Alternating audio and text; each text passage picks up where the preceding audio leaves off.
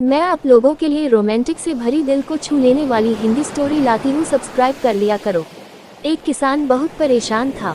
उसे अपने खेतों को सींचने के लिए पानी की जरूरत थी, इसलिए वो कई दिनों से अपनी जमीन के आसपास किसी कुएं की तलाश कर रहा था।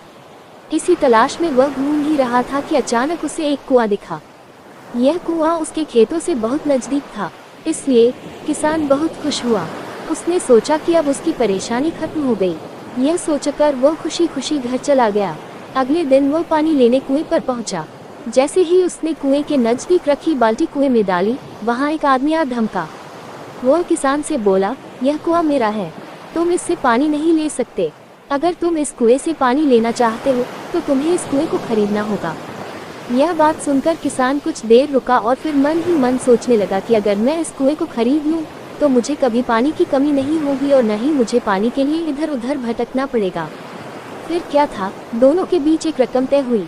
किसान के पास उतने पैसे तो थे नहीं, लेकिन वह यह मौका छोड़ना नहीं चाहता था। इसलिए किसान ने उस आदमी को अगले दिन वह रकम देने का वादा किया और घर की ओर चल दिया। किसान के लिए कुआं खरीदने का यह अच्छा मौका था, इसलिए वह इस काम में जरा भी देर नहीं करना चाहता था।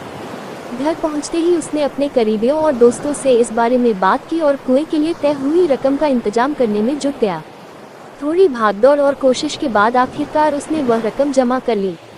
अब वह पूरी तरह से निश्चिंत हो चुका था कि उसे कुआं खरीदने से कोई नहीं रोक सकता। जमा हुए पैसों को लेकर वह फिर घर चल दिया। उसे बड़ी बेसब्री से इंतजार था कि कब रात खत्म होगी और वह कुआं खरीदने जाएगा। इसी सोच में वह पूरी रात सो नहीं सका।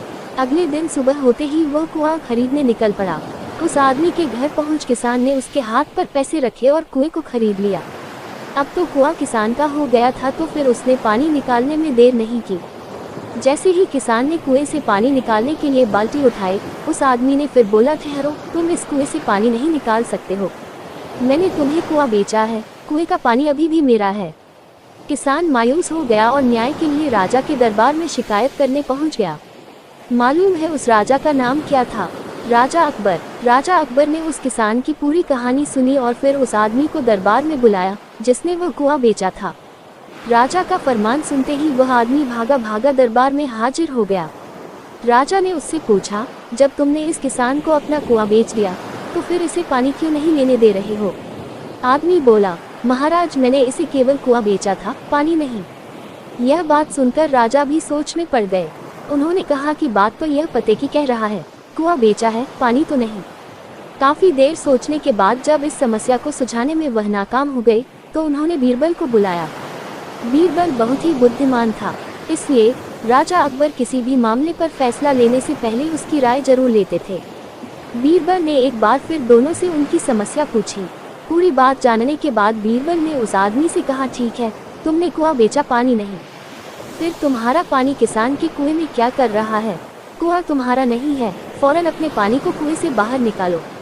बीरबल का इतना कहते ही उस आदमी को समझ आ गया कि अब उसकी चालाकी किसी काम नहीं आने वाली। उसने राजा से फौरन माफी मांगी और माना कि कुएं के साथ उसके पानी पर भी किसान का पूरा अधिकार है। यह देखकर राजा अकबर ने बीरबल की बुद्धिमानी की तारीफ की और कुआं बेचने वाले आदमी पर धोखेबाजी के लिए जुर्माना लगाया। किसान और कुएं की कहानी से पता चलता है कि अपने आप को दूसरे से अधिक चालाक नहीं समझना चाहिए। साथ ही धोखा देने की आदत से भी दूर रहना चाहिए, क्योंकि कोई ऐसा भी हो सकता है जो आपसे भी अधिक बुद्धि का इस्तेमाल करना जानता हो। ऐसे में आपका धोखा पकड़ा जाएगा और आपको अपने किए का भुगतान करना होगा, जैसे इस कहानी के अंत में कुआं बेचने वाले आदमी को करना पड़ा।